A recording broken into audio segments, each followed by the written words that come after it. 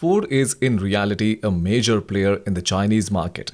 Given that a family vehicle is regarded favorably in the Chinese auto industry, Ford is getting ready to introduce the most recent Ford Edge L there. The 2023 Ford Edge L has the following dimensions: 5000 mm long, 1961 mm wide, 1773 mm tall, and 2950 mm wheelbase.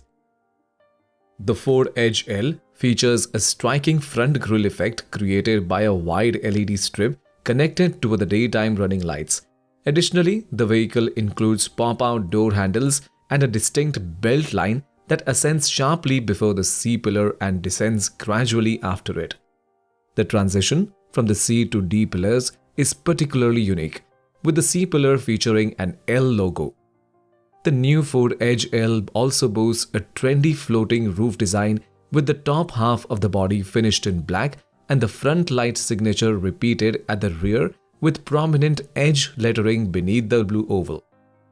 The 2023 Ford Edge L's interior includes a sizable 27-inch touchscreen that extends from the middle of the dashboard to the passenger side.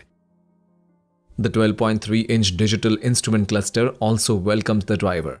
Less buttons are used because displays are used for the majority of the controls.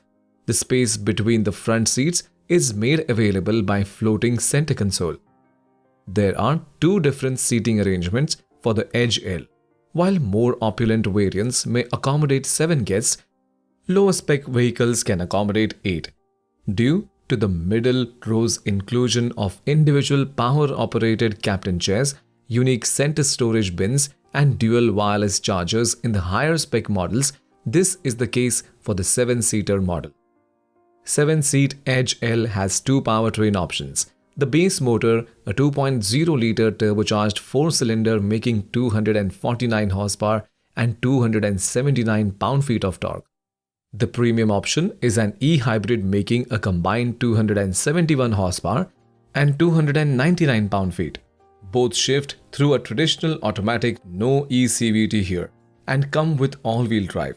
The non-hybrid 2024 Edge L is said to be reaching Chinese showrooms in April, the hybrid hitting lots about 3 months later.